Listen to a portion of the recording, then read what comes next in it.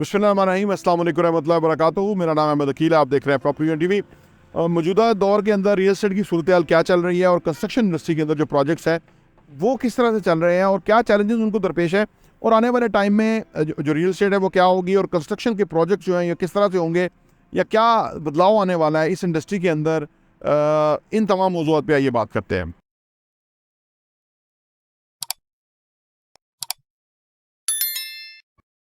Welcome back. देखिए, जो मौजूदा सूरत हाल है इसके अंदर प्लॉट्स की कीमतें गिर गई, उसका कोई गाहक नहीं है। अच्छे अच्छे प्लॉट जो है वो अर्जा कीमत में बिक रहे हैं। जिन्होंने जेन्युइन घर बनाने हैं उनके लिए बहुत बड़ा मौका है कि इस वक्त वो ख़रीद लें। अब अगर बात करें कंस्ट्रक्शन इंडस्ट्री की, तो कंस्ट्रक्शन इंडस्ट्री में इस वक्त बहुत प्रेशर है, बिल्डर के ऊपर बहुत प्रेशर है। उसकी वजह यह है कि स्टील महंगा होता जा रहा है मुसलसल और कहीं रुकने का नाम नहीं ले रहा। ऊपर से जो इम्पोर्ट्स हैं वो हो नहीं पा रही, एलसी नहीं खुल रही, ठीक है ना। तो आप देखिए कि जब स्क्रैप वगैरह नहीं आएगा तो फिर स्टील तो यहाँ चाहिए, प्रोजेक्ट तो रुकेंगे नहीं, वो तो चलते रहेंगे, तो लिहाजा वो प्रीमियम प्राइस के ऊपर स्टील बिकेगा। तो ये बहुत बड़ा मुश्किल टाइम है क्योंकि बिल्डर के प्रॉफिट्स कट होते हैं। जब उसके प्रॉफिट कट होते हैं तो जो जिस प्रोजेक्ट में वो है वो तो वो कर लेता है, वो तो किसी भी तरह उसने करना है, लेकिन अगला प्रोजेक्ट शुरू नहीं करता।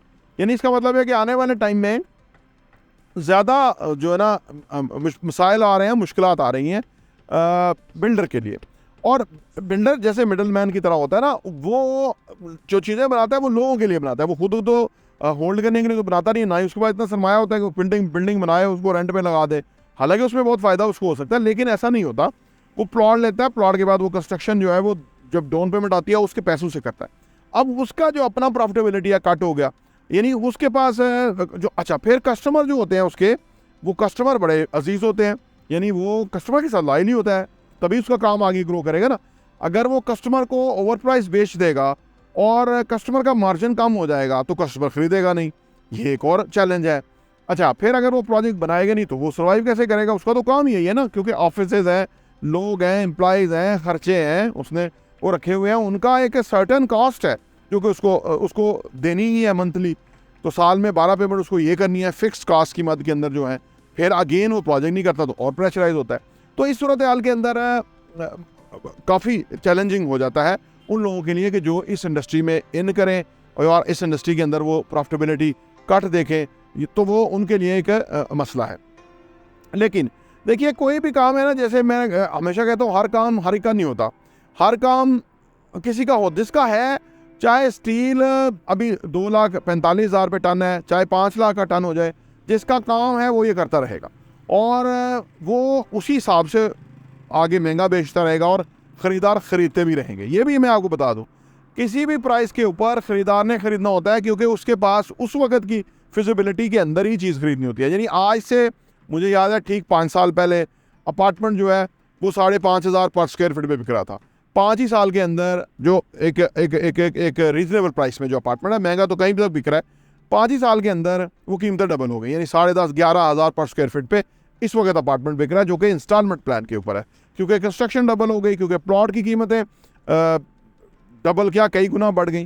तो लिहाजा सारा जो कीमत थी वो जो बिल्डर था उसने तो ख़रीदार से ही वसूल करनी है ना, तो ख़रीदार भर रहा है, उसको भी पता है कि भाई कीमतें वो नहीं रही जो कभी थी। तो इस सारी सूरत हाल के अंदर ये जो बिज़नेस है कंस्ट्रक्शन का, आल्दो के इस वक्त एक ऐसे सिचुएशन से गुजर रहा है कि जो बहुत आइडियल नहीं है, बहुत कंफर्टेबल नहीं है फॉर द बिल्डर्स और इवन फॉर द इन्वेस्टर की जो खुद चीज़ खरीदेगा। लेकिन आने वाले टाइम में अंदाज़ा होगा, यही इलेक्शन होंगे उसके बाद अंदाज़ा होगा कि ये जो नई गवर्नमेंट आएगी, इलेक्टेड गवर्नमेंट जो आएगी, ये तो ऐसे ही आके बैठे हुए हैं ना, घुस बैठी हैं ये तो, जो इलेक्टेड गवर्नमेंट आएगी, क्योंकि इनको तो कोई लोगों का एहसास नहीं है। महंगाई 30% चली गई, वो कंटेनर लोगों के उधर फंस गए हैं, आलू प्याज वहाँ गल गए हैं, लेकिन इनके जो है ना ऊपर जूं तक नहीं रहेंगे, क्योंकि पीछे एस्टेब्लिशमेंट बैठी हुई है और वो सोच रहे हैं कि 2023 में भी वो उसी दोस्तांदनी से मुल्क को चला लेंगे। ये तो मुमकिन नहीं है, तो वो मुँह की खाएंगे इंशाल्लाह ताला।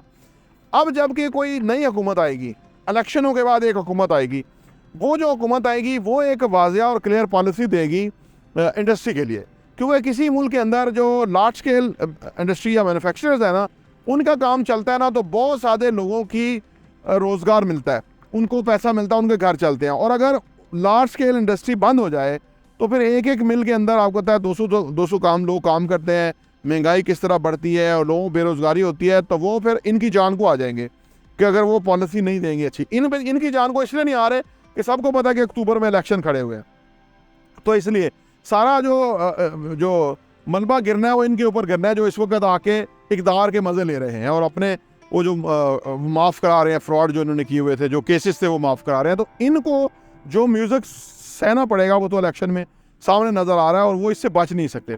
लेकिन जो अगला आएगा वज़ीर-ए-आज़म, या अगली काबीना आएगी, कैबिनेट आएगी, या अगली जो हुकूमत आएगी, वो एक मुल्क के अंदर एक वाज़ेह और क्लियर पॉलिसी देगी। वो जो वाज़ेह और क्लियर पॉलिसी है ना, उसने मुल्क की डायरेक्शन सेट करनी है और उसके बाद ही रियल स्टेट जो है वो समझ आएगी कि किस तरफ जाएगा, कंस्ट्रक्शन इंडस्ट्री किस तरफ जाएगी, चीज़ों की, मटेरियल की कीमतें किस तरह आएंगी, यानी ये सारा सिस्टम जो है ना फिर चलेगा। तो तब तक इस वक्त देखिए एक ऐसी सूरत हाल का शिकार है मुल्क ओवरऑल, कारोबारी हल्के, ख़ास तौर पे जो रियल स्टेट के अंदर इन्वेस्ट करने वाले हैं या रियल स्टेट जो कंस्ट्रक्शन प्रोजेक्ट बनाने वाले हैं, वो एक शदीद प्रेशर की सूरत हाल के अंदर है। उनके प्रॉफिट्स कट हो रहे हैं, उनके आगे प्रोजेक्ट्स शुरू नहीं हो रहे, डिले हो रहे हैं, और इससे मुल्क में बेरोज़गारी बढ़ती है, इससे मुल्क में मसाइल पैदा होते हैं। प्रॉपर्टी इंटरव्यू देखने का बहुत बहुत शुक्रिया।